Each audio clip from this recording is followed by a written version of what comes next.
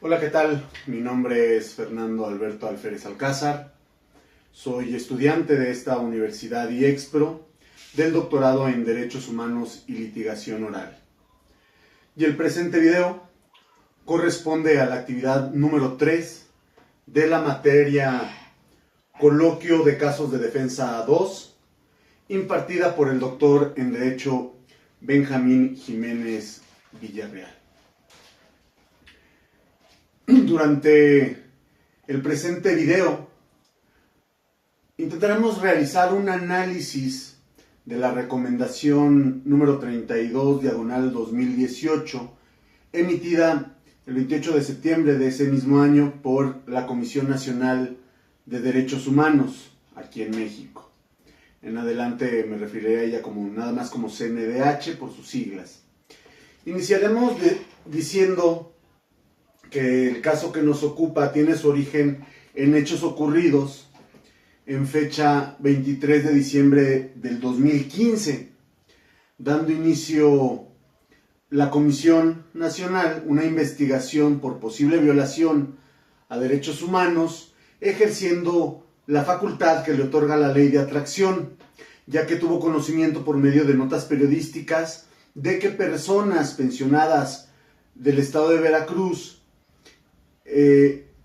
al momento de realizar el cobro de alguna de sus pensiones, de los cheques emitidos por parte del Estado para el cobro de sus pensiones, por prestaciones de seguridad social, resulta que estos cheques no tenían fondos insuficientes, lo que motivó diversas manifestaciones llevadas a cabo por los afectados en diversas ciudades del estado de Veracruz, como lo es Coatzacoalcos, Orizaba, Jalapa y el mismo puerto de Veracruz. Esto mismo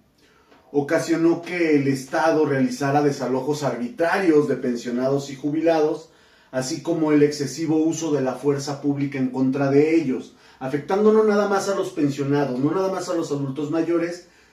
que se manifestaban, sino también resultaron agredidos periodistas que intentaban cubrir el evento. Más allá de que estas acciones eran del conocimiento de la Comisión Estatal de Derechos Humanos en una primera instancia del estado de Veracruz, ahí fue donde se iniciaron diversas quejas en contra de los servidores públicos que actuaron dentro del marco de estos mismos hechos. Aún así, la Comisión Nacional atrajo el caso debido al impacto que el asunto podía generar en la opinión pública. Cabe destacar que además de las carpetas de investigación por la probable comisión de delitos relacionados a la corrupción, los órganos internos de control con los que cuenta el Estado también iniciaron sus procedimientos de oficio por las actuaciones denunciadas imputables a los servidores públicos que participaron en esos hechos. Sin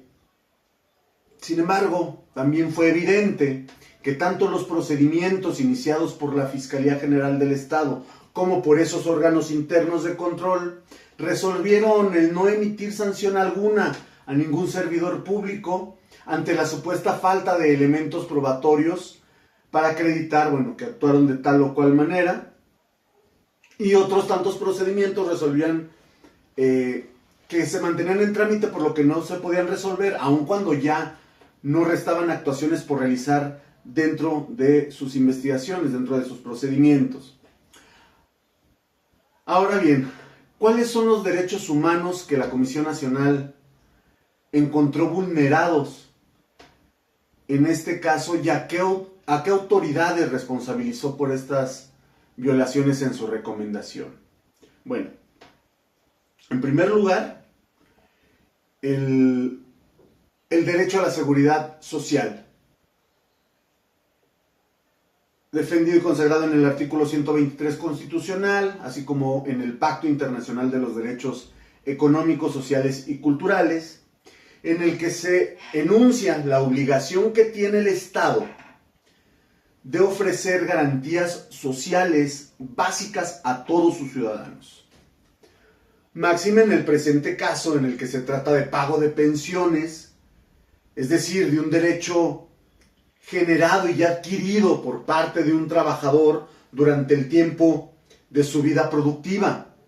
No es un apoyo social, no es una concesión gratuita que le esté dando el Estado, sino es un derecho ya adquirido del que puede gozar. En segundo lugar, se encuentra el derecho de reunión en relación a la protesta pacífica social que se realizaba. Esto consagrado por el artículo 9 constitucional, así como la Convención Americana de Derechos Humanos y otros tantos instrumentos internacionales, en el que todos son concordantes, en que el ciudadano que vive en una sociedad democrática debe poder ejercer todos sus derechos de forma libre y plena, mientras que el Estado solo podrá intervenir o coartar de manera excepcional la libertad o el ejercicio de estos derechos. Y aquí quiero recalcar de manera excepcional, ya que solo podrá evitar este pleno ejercicio o goce de derechos cuando se trate de la seguridad nacional, cuando atente contra la seguridad nacional o la integridad de la población, el orden público, la salud, moral pública o bien la protección de los derechos y libertades de terceros. Ahí sí puede intervenir el Estado, mientras tanto no puede intervenir. En tercer lugar, se violó el derecho a un trato digno e integridad personal, esto relacionando al artículo 1 constitucional que postula la obligación del Estado de respetar, promover, proteger los derechos humanos que se encuentran dentro de su ordenamiento, dentro de la misma Carta Magna, así como los que se encuentren, dice, en los instrumentos internacionales de los cuales el Estado sea parte. Por lo que, en correlación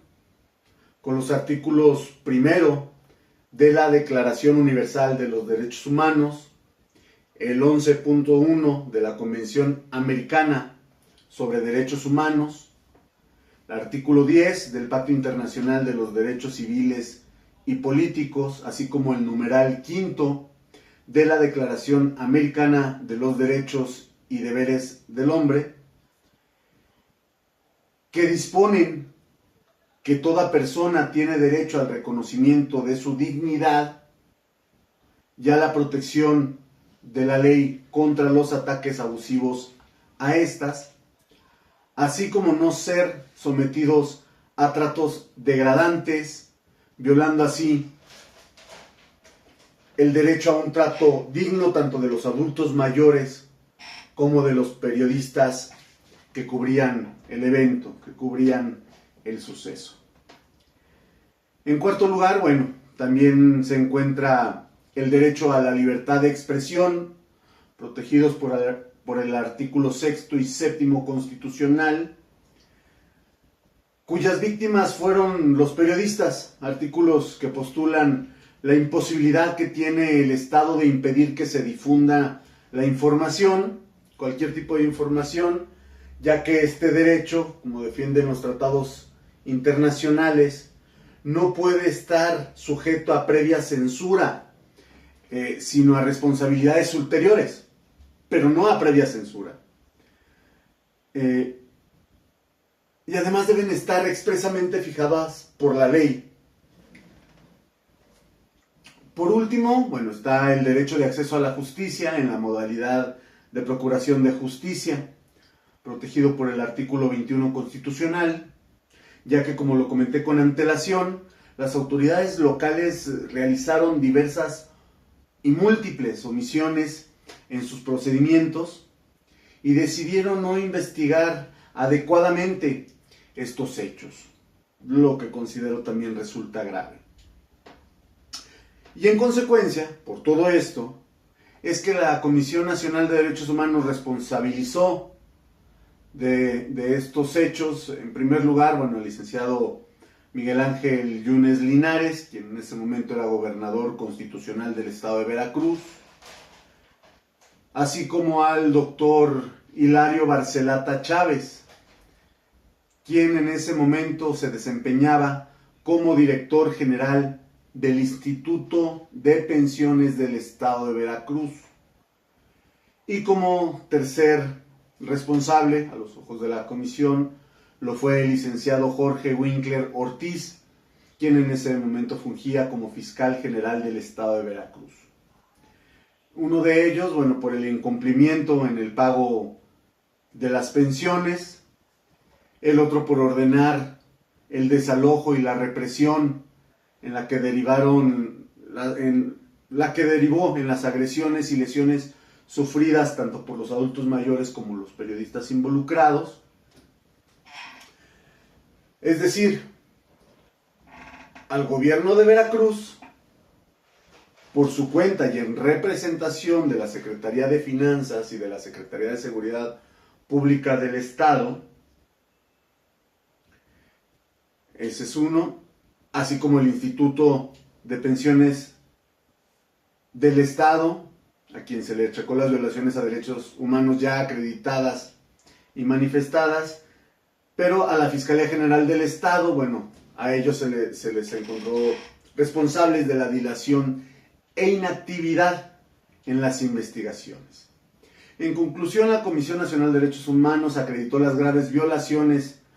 a los derechos humanos en agravio de las personas pensionadas y de los periodistas que intervinieron, responsabilizando a estas autoridades que acabo de comentar hace un momento por las acciones, tanto por las acciones como por las omisiones que realizaron durante sus procedimientos. Bien, de esta manera